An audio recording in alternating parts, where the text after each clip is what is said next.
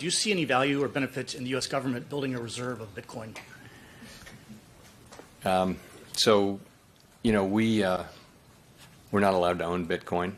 The Federal Reserve Act says what we can own, and we're not looking for a law change. That's the kind of thing for Congress to consider, but we are not looking for a law change at the Fed. This single line right here crashed the crypto market and brought Bitcoin all the way to $98,000, a correction we didn't see was gonna happen. So this is the power that Jerome Powell has to quote unquote manipulate the market. Let's take a look at what happened to Bitcoin, what happened to crypto in the past 24 hours. I'm having to even remake this video because I, like a lot of other people, thought the correction after the Fed cuts was gonna be minimal, maybe 1 to 2%, but it would pick up right after. But instead, we just kept seeing red over red over red over red, and I went to sleep not knowing what price was Bitcoin gonna reach because of this single sentence that he mentioned. So let's take a look together at some information.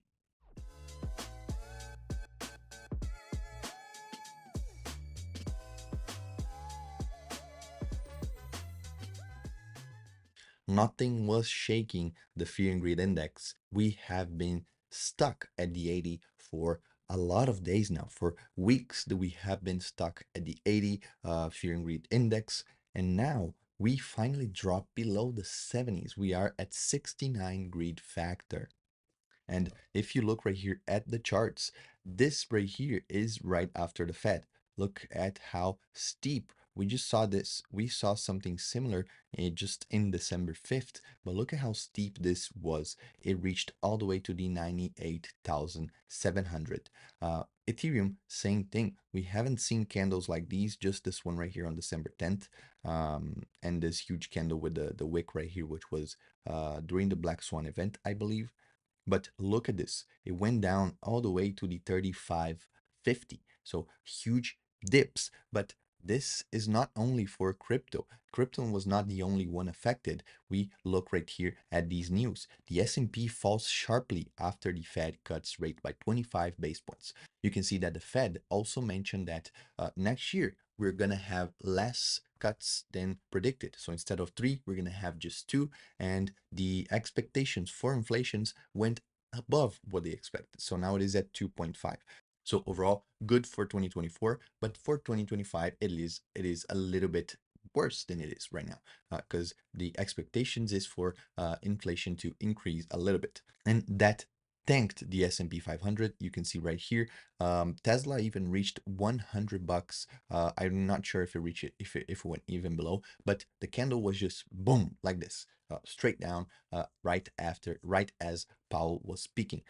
We saw huge drops in the stock market as well. A lot of people saw that as a good buying opportunity. I was more invested into crypto mainly because it had also options there, spreads there, and also leverage futures. So if we take a look at what Powell says, he says that the 25% BPS, which was already anticipated, is good news, but the inflation, as he mentioned itself, is a little bit stubborn. So that word that he used, stubborn, means that we're still going to see some inflation by next year, and that's going to go up instead of going down, because instead of having 3 cuts, we're going to have just 2.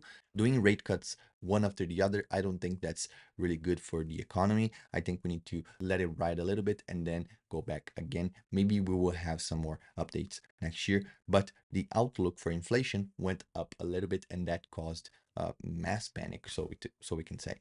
And another person saw that we had huge bids, a very huge bid block right here around the $98,000, which ended up happening. We ended up looking at the $98,000, and then we went back up again. So that being said, we saw huge liquidation all around. We saw almost 1 billion, so $790 million liquidated. And of course, most of these were longs that got wrecked.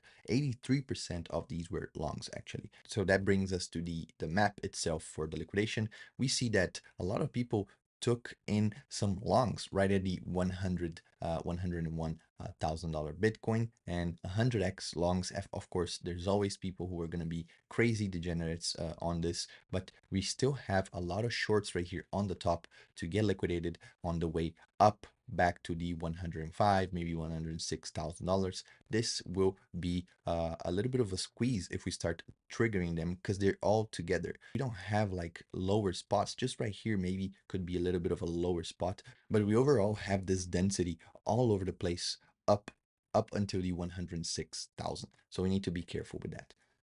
And last but not least, before we close the video, we have our spreads right here. If we look down, we have the $100,000 that is safe so far because we are at 102,000, but we have the Ethereum at 3,700, but our strike is above 3,900. So $200 to go from today all the way to tomorrow. I don't know if that's going to happen, but I hope today we see a little bit of a candle correcting what was lost yesterday, and maybe by tonight and tomorrow early morning before these options expire we can get that back, but not sure. Anyways, it was worth the risk.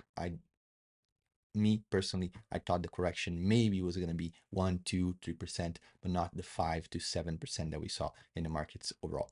But that being said, this is it for the video. The video that was going to go yesterday, it didn't make sense to post because all the information, all the positivity they were sharing there was because the BPS, the cut was going to be good. We most likely we're going to lose some percentages here throughout the speech that Jerome Powell was going to give, but no way I thought that that speech was going to be so crazy on the downside for Bitcoin, especially after he mentioning that he doesn't want to have anything to. So now we'll have to watch, sit down and see what's going to be going on with the crypto markets. But anyways, you should see tomorrow how these options went. So thank you very much, and I'll catch you guys tomorrow for another update. Peace.